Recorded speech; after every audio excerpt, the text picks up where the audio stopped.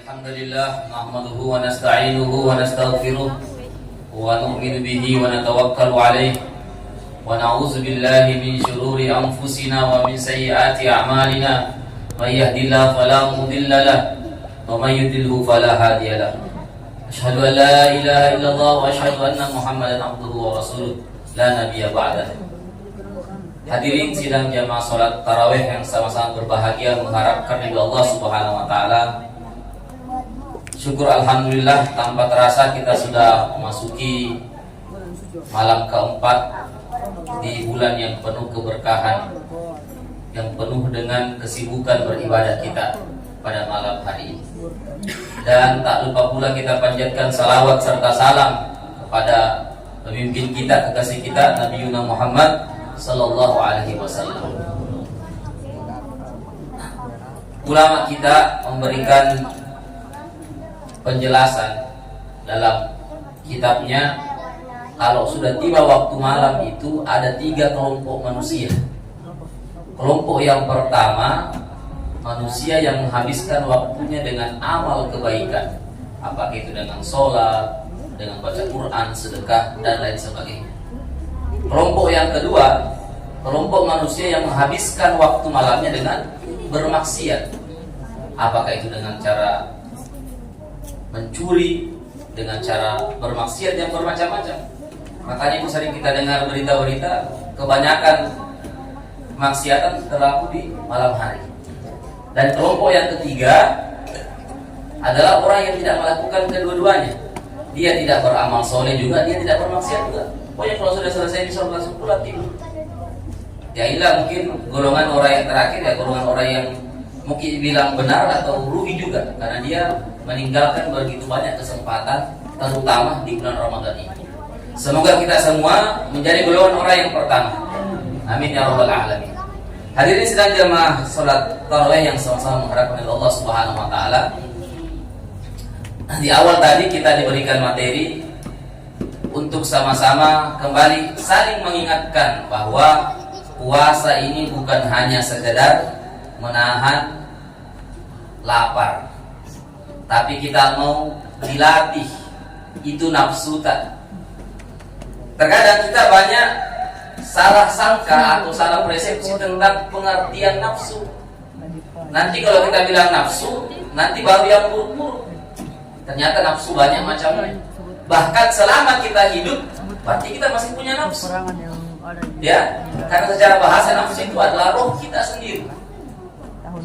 Dalam Al-Quran dijelaskan, ya ayyuhalladzina amanu, ya ayyatuhan nafsul mutmainnah, irji'i ila rabbiki radiyatan mardiyah, fadkhuli fi ibadi wadkhuli jannati.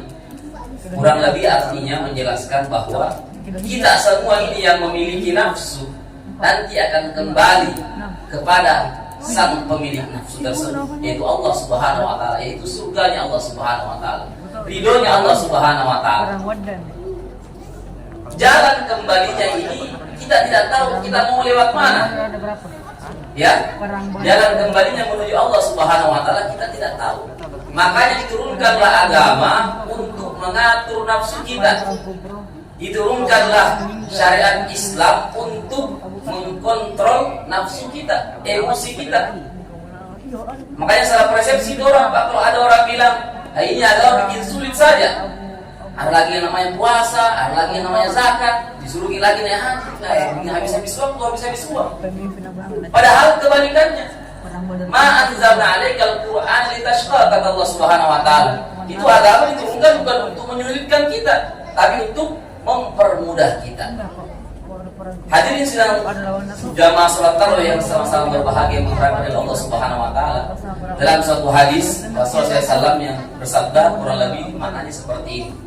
Inna fil jasadi mudghah wa idza saluhat jasadu kullu wa idza fasadat jasadu kullu ala wahyal qalb ala wahyal qalb. Sungguhnya dalam tubuh kita ini, Pak, semua manusia ini ada segumpal darah, ada segumpal daging. Ketika segumpal darah atau daging ini baik, maka baiklah seluruh amalnya. Ketika segumpal darah atau daging ini buruk, maka buruklah seluruh amalnya. Buruklah seluruh perilakunya. tata cara bicaranya, cara melihatnya, cara. Apakah itu yang dimaksud? Ala wahyal qalam. Diulang sampai 3 kali. Inilah hal yang menjadi muhasabah kita untuk hari ini, saling mengingatkan, muzakarah kita untuk malam hari ini, bahwa kita berpuasa itu untuk menata hati kita. Mau kita perbaiki itu hati, mau kita perbaiki itu ego tak. Bayangkan Pak, Ibu, dibayangkan saja dulu ya. Itu kira-kira kalau buka puasa nih, tadi dijelaskan buka puasanya jam berapa besok? Jam 17:55, 18 ya? Ya, 18:15, jam 18:15. Kira-kira kalau buka puasa di jam 18 lewat 10 menit, saat itu puasa apa? Bagaimana kira-kira? Kurang 5 menit ini kita puasa. Pasti dihitung batal juga. Kenapa kira-kira ada aturan seperti itu? Itu mau mengatur ego kita. Kita mau belajar bagaimana caranya tertib, disiplin dalam melaksanakan perintah Allah Subhanahu wa taala.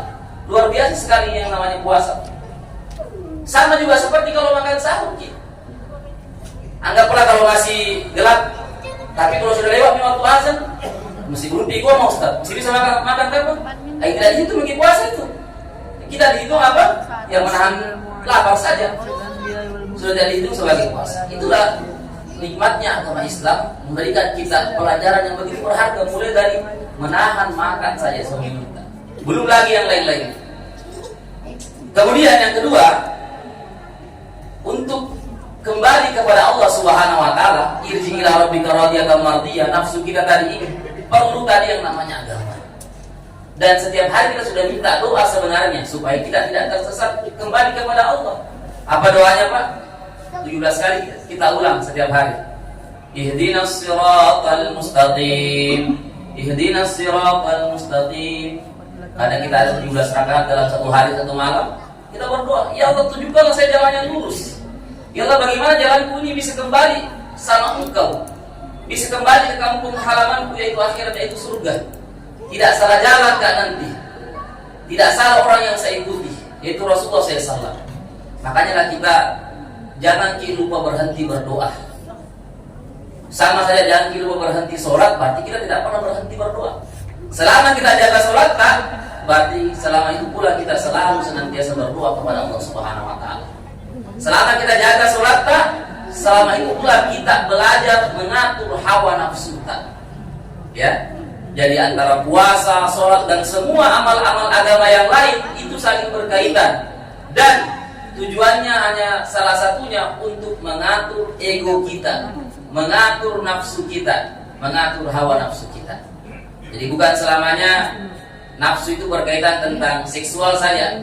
Nah, saya sering dengarkan karena saya kebetulan tinggal di lingkungan pesantren.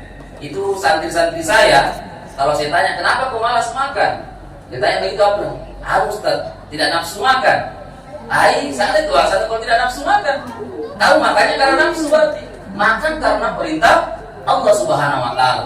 Jadi nafsu tidak nafsu makan saja. Karena makan adalah perintah Allah Subhanahu wa taala. Kulu washrabu wa la tusrifu. Ya walaupun cuma 1 suap, 2 suap. Kalau kita baru mau tunggu nafsu baru makan, tidak kenyang-kenyang gitu Pak. Begitulah juga kehidupan kita. Bukan hanya di pesantren ya. Kalau mau kita tunggu nafsu tidak ada habisnya Pak. Nanti baru masuk di yang lahap baru berhenti itu mau ikuti ego tak. Mudah-mudahan malam hari ini bisa menjadi muzakarah untuk kita semua. Saya sengaja memberikan muzakarah atau saling mengingatkan tidak terlalu lama karena kita sudah tahu keadaan kita sudah penat dari pekerjaan masing-masing, dari kesibukan masing-masing. Cukup sedikit saya tapi bisa berkesan. Cukup sedikit saya tapi bisa membuat kita bertanya-tanya, bagaimana sih tentang nafsu, bagaimana sih tentang puasa. Dan saya rasa kita semua pasti akan setiap malam mendengarkan lagi tausiah agama, ceramah-ceramah agama, sehingga bisa menjadi bekal kita setelah bulan Ramadan nanti lebih semangat lagi melaksanakan perintah Allah Subhanahu wa taala.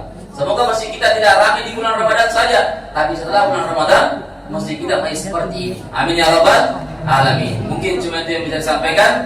Lebih dan kurangnya mohon dimaafkan. Wabillahi taufiq wal hidayah. Assalamualaikum warahmatullahi wabarakatuh.